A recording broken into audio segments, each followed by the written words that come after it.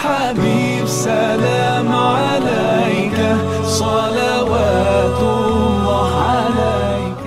Les discussions commencent et Al-Abbas met les Ansar devant leurs responsabilités. أنت نور الله فجرا.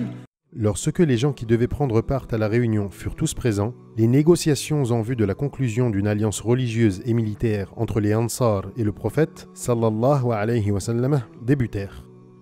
Al-Abbas fut le premier à prendre la parole. Il dit: « Ô vous gens de Khazaraj, les Arabes avaient pour habitude d'appeler Khazaraj tous les Ansar, qu'ils soient des Khazaraj ou des Aws. Vous connaissez tous la position éminente que Mohammed occupe parmi nous. Nous l'avons protégé de l'hostilité de notre peuple autant que nous l'avons pu. Il est honoré et respecté parmi les siens. Il tient cependant à vous rejoindre. Si vous pensez que vous pourrez tenir vos promesses à son égard et le défendre contre ses contradicteurs, alors assumez vos engagements. Mais si vous craignez de l'abandonner et de le trahir après l'avoir accueilli, vous feriez mieux de le laisser là parce qu'il est respecté dans son pays et bien défendu par son clan. » Ka'b rapporte: « Nous lui répondîmes: Nous avons bien entendu tes paroles.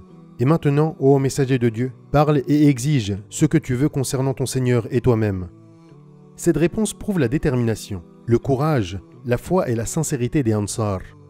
Ils étaient incontestablement prêts à endosser cette responsabilité, ô combien lourde de conséquences. Le messager de Dieu sallallahu alayhi wa sallam prêcha alors l'islam et le serment fut prêté. L'imam Ahmed a fourni, d'après Jabir, les détails suivants. Les Ansar demandèrent au messager de Dieu sallallahu alayhi wa sallam de préciser les principes sur lesquels il devait s'engager.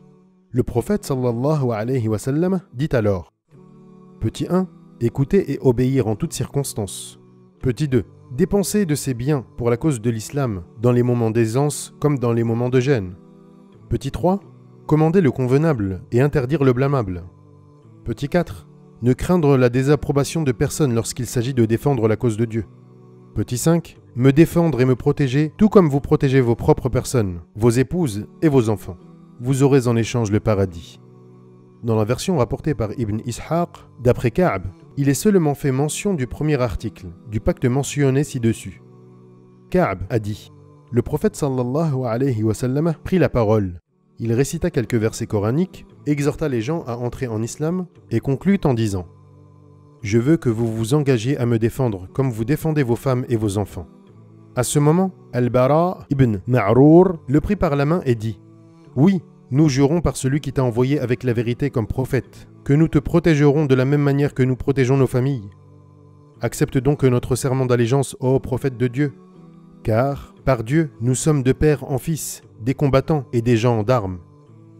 Puis Abu al-Haytham at-Tayhan intervint et dit: Ô prophète de Dieu, entre nous et les Juifs, il y a des liens que nous devrons rompre. Si Dieu t'accordait la victoire, ne nous abandonnerais pas pour revenir dans ton peuple? Le prophète sallallahu alayhi wa sallam sourit et répondit: Mais votre sang est le mien, votre honneur est le mien, je suis des vôtres et vous êtes des miens. Je combattrai ceux que vous combattez et je ferai la paix avec ceux avec qui vous la faites. La vidéo est maintenant terminée. Si son contenu vous a plu, je vous invite à vous abonner à ma chaîne et à activer la petite cloche des notifications pour que les nouveautés vous parviennent. Que la paix soit sur vous.